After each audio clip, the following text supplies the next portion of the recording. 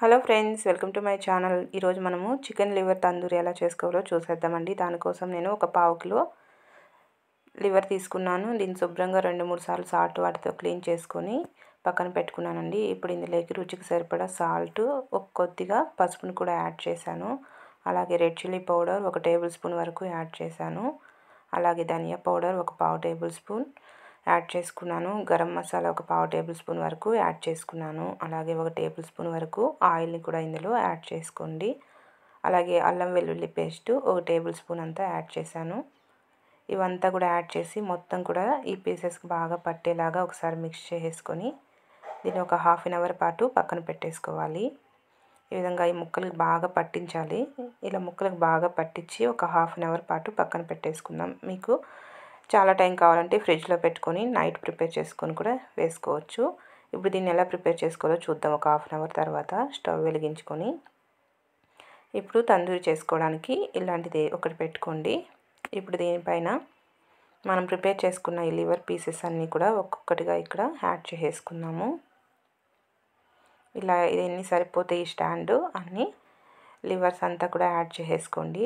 చాలా టేస్టీగా ఉంటుంది.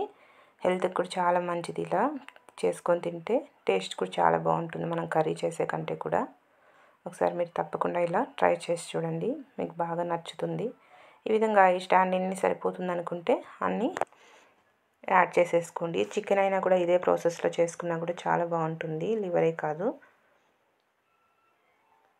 ఈ విధంగా మొత్తం కూడా యాడ్ చేసేసి మంటని high flame to medium flame to adjust చేసుకుంటూ 2 సైడ్స్ బాగా కాలేంత వరకు బాగా కాల్చుకోవాలి. అప్పుడే ఇది మనకి మంచి టేస్ట్ అనేది వస్తుంది. ఎంత బాగా కాలితే అంత బాగుంటుందండి. మీడియంగా బాగా కాల్చుకోవాలి. ఇలా ఒక సైడ్ బాగా కాలిన తర్వాత రెండో సైడ్కి దీన్ని తిప్పేసుకోవాలి. ఇప్పుడు ఒక సైడ్ బాగా కాలింది కదా, ఇప్పుడు దీన్ని మనము రెండో వైపుకి స్పూన్ తీసుకొని ఇలా సెకండ్ వైపు కూడా మొత్తం కూడా తిప్పుకుందాము. అలానే మాడనివ్వకుండా చూసుకోండి, మాడితే కూడా అసలు బాగోదు. ఈ విధంగా సెకండ్ వైపు కూడా రివర్స్లో తిప్పుకుంటూ 2 సైడ్స్ బాగా కాలేంత వరకు కాల్చుకోవాలి. చూసారుగా, ఈ విధంగా ఒక సైడ్ బాగా కాలిన తర్వాత రెండో వైపు కూడా ఇలా తిప్పేసుకొని రెండో వైపు కూడా బాగా కాల్చుకొని బాగా ఫ్రై చేసుకొని సర్వ్ చేసేసుకోవడమే అండి. లైట్గా లెమన్ పిండుకొని ఆనియన్స్ పెట్టుకొని తింటే సూపర్ టేస్టీగా ఉంటుంది. మీరు కూడా ఒకసారి ట్రై చేయండి. ట్రై చేసి నా వీడియో కనుక నచ్చితే నా ఛానల్ని తప్పకుండా సబ్స్క్రైబ్ చేసుకోవడం మాత్రం మర్చిపోవద్దు. అలాగే మీకు ఏమైనా కుకింగ్ సంబంధించిన వీడియోస్ కావాలంటే కామెంట్ చేసినట్టయితే వాటిని కూడా చేసి చూపిస్తాను. చూసారుగా, ఈ విధంగా 2 సైడ్స్ తిప్పుకుంటూ బాగా కాలిపోయాయి. ఇప్పుడు వీటిని అన్నిటిని కూడా సపరేట్ గిన్నెలోకి సర్వ్ చేసేసుకొని తినేయడమే అండి. చాలా బాగుంటుంది. ఈజీ ప్రాసెస్లో కూడా అయిపోతుంది మనకి.